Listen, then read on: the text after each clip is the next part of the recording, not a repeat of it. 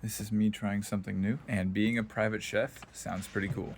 My good friend and lead singer of my band, Johnny, just got back from vacation, so I decided to host a welcome back dinner. Personally, I think the idea of running a business is a bit intimidating. I just think that doing this for my friends is pretty good practice so that when I'm ready to start my own business, I'm ready. I started by cutting and cleaning the potatoes, got them boiling right away. Then I started the dough for the ravioli that I'll be using in the main dish. I think my favorite part about the dough is the squish, just making sure it's consistent every single time. And guests started arriving pretty early as I was cooking, so I was showing them what I was doing. And since this is my band, we obviously had band practice while I was cooking. Feel alright going back to find you there. So here I'm making the ravioli filling with spinach, ricotta cheese, some spicy sausage, and it was taking me way too long to get everything done, so I had to cover the ravioli so that it didn't dry. I kind of wish I had a piping bag instead of an actual plastic bag, but whatever.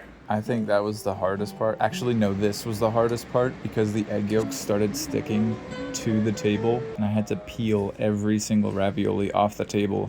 And they were breaking, and it just didn't want to cooperate. But I managed, and I ended up making them look pretty. So I think that's all that really matters. Once the potatoes were done, I ended up mashing them to oblivion and running them through a strainer, which took way too much effort. Like, this took me, I think, 20 minutes. And I didn't even do all of them.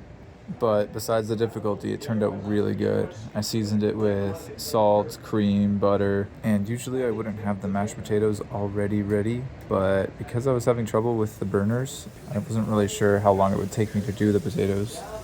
So they were ready first, and I had them on low heat just to keep it warm, stirring it occasionally. When I got the scallops going, I remember my dad telling me something about not coloring my scallops because if you did, it wouldn't be good. But I've been watching a lot of videos and they say to color your scallops, so I decided to meet in the middle. I just barely cooked my scallops through the first time, took them right off the heat, and then I started my saffron white wine reduction. And this was inspired by another online chef who had scallops with saffron. Basically, I just made a saffron tea that I let steep for 15 minutes. And while it was steeping, I had the wine reducing in the pan until it was basically a sauce or almost gone. And then I added the saffron tea, sieved all the ingredients, added butter until it was creamy, set it to the side, and replated the scallops onto the pan dry, just to get a quick skin. They actually turned out beautifully. They said it was a 10 out of 10. I wish that I could have got a bit more skin on it, but look at this mash. They are beautiful. I'm so happy. I'm so proud of myself for doing that. And if you're wondering why 3 scallops over here and 3 over there, it's because, well, they wanted more, so I gave them the extras. The saffron sauce, the wine reduction, was incredible.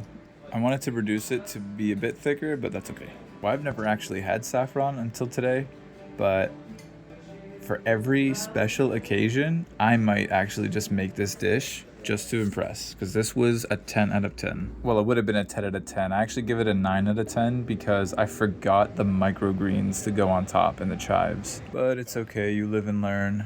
This was a sauce that I made, red peppers, garlic, you know, the basics. It was more than basic, actually. It was really good. I think plating the pasta was probably the most fun because the sauce was thick, everything was coated properly, and nothing actually fell apart on me, thankfully.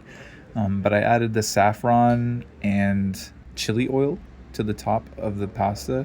And I didn't want the chives or the microgreens to go to waste, so I just put them on top of the pasta to give it color. Still tasted really good. And the final dish that I made was a chocolate ganache. I used a sea salted chocolate bar and whipped cream to make this. Topped it off with a little bit more whipped cream, and it was so good. I actually forgot to show you guys the final design of it. I just started eating it out of the bowl, and overall, this was the best cooking experience I've ever had. I've got a few more ideas for what I can record, so stay tuned for more in the future. Okay, bye.